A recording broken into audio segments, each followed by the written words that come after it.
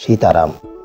আজকের এই বিশেষ টোটকা তাদের জন্য যারা দাম্পত্য জীবনযাপন করছেন কিন্তু দাম্পত্য সুখ একটি জিনিস, সেই জিনিস অনুধাবন করতে পারছেন না।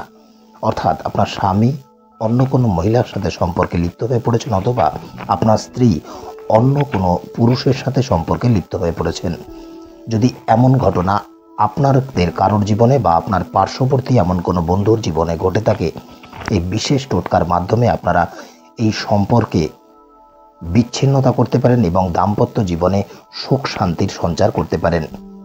উপায়টি করতে হবে যে কোনো শনি এবং মঙ্গলবার দিনে। একটি কাচের বাটি নিন আর এক বিগত অনুযায়ী একটি কাচের টুকরো নিন। কাচের টুকরোটিকে ভালো করে পিষে নিয়ে সেটিকে গুঁড়ো গুঁড়ো করে ফেলুন এবং একটি কাগজের মধ্যে সাদা কাগজে কালো রং দিয়ে আপনার স্বামীর নাম এবং যে অন্য মহিলার সাথে সম্পর্ক আছে তার নাম, অথবা আপনার স্ত্রীর নাম, যে পরপুরুষের সাথে সম্পর্ক আছে তার নাম লিখে সেই কাচের বাটির মধ্যে কাচটি অর্পণ করুন এবং তার মধ্যে সেই লেখাটি অর্পণ করে দিন। করে বাড়ির ঠিক দক্ষিণ পশ্চিম কোণে এই বাটিটি রেখে দিন।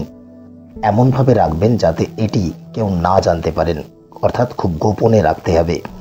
ভুল করে কেউ শোয়ার ঘরে রাখবেন না।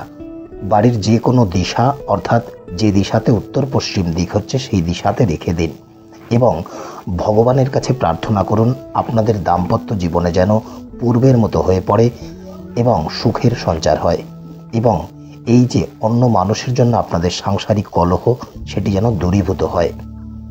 নিশ্চিতভাবে 41 দিন পরে দেখবেন তাদের যে সম্পর্ক তার মধ্যে খিটির মিটির তৈরি হয়েছে এবং আপনাদের দাম্পত্য সম্পর্ক আরও সুন্দর এবং আরও প্রেমময় হয়ে উঠেছে। প্রয়োগটি করার আগে কোথা থেকে করছেন অবশ্যই জানাতে ভুলবেন না এবং 41 দিন পরে ফল কী হলো সেটি অবশ্যই জানাবেন। প্রতীক্ষায় রইলাম। ততক্ষণ ভালো থাকবেন, সুস্থ থাকবেন। সীতারাম।